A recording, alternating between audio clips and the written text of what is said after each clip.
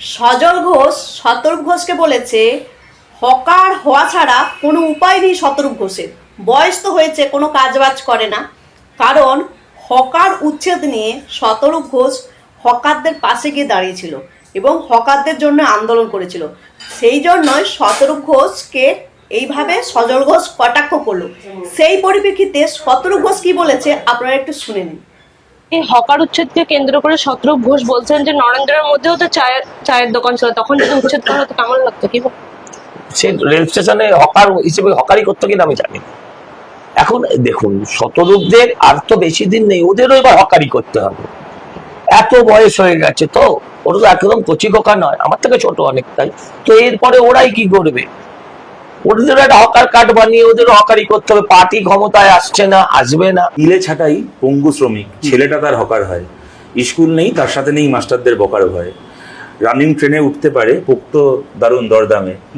এই ছেলেটার দু চোখ জুড়ে নেমে আসুক পয়লা মে। ভোট কবে হলো না হলো, তোমাদের আন্দোলন চলছে, যেটা খুব সিরিয়াস একটা ইস্যু হয়ে দাঁড়িয়েছে। এই পরিস্থিতিতে তোমাকে আবার সজল ঘোষ একটি চ্যানেলে আমি দেখেছি, সেখানে তোমাকে কটাক্ষ করেছেন, বলেছেন তুমি হকারি আগামী দিনে হকারি করতে হবে। এই বিষয়টা নিয়ে তোমার প্রতিক্রিয়া? আমার খুব ভালো লেগেছে। সজল ঘোষ আমাকে কমপ্লিমেন্ট দিয়েছেন। ওনার ধারণা যে আমি যদি ভোটে হারি, যদি আমি এমএলএ এমপি না হই, তাহলে দরকার হলে আমি হকারি করবো, কিন্তু আমি কখনো সজল ঘোষের মতো তিনটে দল ঘুরে বেড়াবো না। আজকে তৃণমূল, কালকে কংগ্রেস, পরের দিন বিজেপি, এসব করবো না। এটা তো আমি আমার একজন বিরোধীর কাছ থেকে কথাটা একটা স্বীকৃতি, সজল ঘোষের মতো একজন মানুষের কাছ থেকে। এবং আমরা তো বামপন্থীরা, আমরা তো হকারিকে একটা পবিত্র পেশা মনে করি, আমরা তো এটাকে একটা সম্মানের উপার্জন মনে করি। আমরা তো নিজেদেরকে পণ্য বানিয়ে হকারি করায় বিশ্বাস করি না। যে আজকে সিপিএম এর পার্টি অফিসে গিয়ে বলছে আমাকে নেবে, তারপর তৃণমূলের পার্টি অফিসে গিয়ে বলছে আমাকে নেবে, তারপর বিজেপির পার্টি অফিসে গিয়ে বলছে আমাকে নেবে, কাউন্সিলর করে দেবে, এমএলএ করে দেবে, কংগ্রেসের পার্টি অফিসে গিয়ে বলছে আমাকে নেবে। আমরা তো নিজেকে পণ্য বানিয়ে সজল ঘোষের মতো হকারি করি না। সজল ঘোষ এরকম নিজেকে পণ্য বানিয়ে বিভিন্ন পার্টি অফিসে নিজেকে বিক্রি করেছেন। আমরা তো সেটাই বিশ্বাস করি না। যে হকার একজন মানুষ, তিনি তো সাত করে সব করে হকার হননি।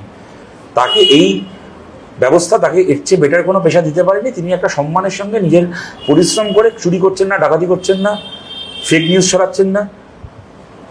তিনি আইটি সেলের নাম লিখিয়ে লক প্রোফাইল থেকে মহিলাদেরকে স্লাটশেম করছে না। সে পরিশ্রমের সঙ্গে নিজের একটা জীবিকা নির্বাহ করছে। আমাকে যদি একজন শ্রমজীবী মানুষের হওয়ার কথা বলে থাকি, আমি তো গর্বিত। আমার তো যোগ্যতা নেই হকার হওয়ার, হকার হতে না যোগ্যতা লাগে। পয়লা নেমে আসুক পয়লা মে বলে একটা কবিতা, অনামিকা মিত্র বলে একজন, অনামিকা মিত্র এখানে ছদ্মনাম, তিনি আজ আর নেই। তো সেখানে একটা আমার খুব প্রিয় কবিতা, সেখানে একটা স্ট্যান্সা ছিল, একটা প্যারাগ্রাফ ছিল যে মিলে ছাটাই পঙ্গু শ্রমিক, ছেলেটা তার হকার হয়। স্কুল নেই, তার সাথে নেই মাস্টারদের বকার ভয়। রানিং ট্রেনে উঠতে পারে পোক্ত দারুণ দরদামে।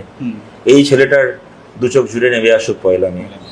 আজ যাকে হকার দেখছি, হয়তো তার বাবা মিলে কাজ করতেন, মিলে কাজ করতে গিয়ে হয়তো পঙ্গু হয়ে গেছেন, হয়তো কারখানার লকডাউন হয়ে গেছে, কাজ হারিয়েছেন। তার জন্য তুমি সিপিএমকে দোষ দিতে পারো কারখানা লকডাউনের জন্য, কংগ্রেসকে দোষ দিতে পারো, বিজেপিকে দোষ দিতে পারো, তৃণমূলকে দোষ দিতে পারো, কিন্তু ওই ছেলেটার তো কোনো দোষ নেই, তার বাবার তো কোনো দোষ নেই। তিনি তো কাজ করতে চেয়েছিলেন, হয়তো সেই বাবার ছেলেকে হকার হতে হয়েছে, হকারি করছে সে। কেমন আমাকে, এটা তো তার, সে কোনো অপরাধ করছে না, সে তো একটা সম্মানের জীবনযাপন করছে।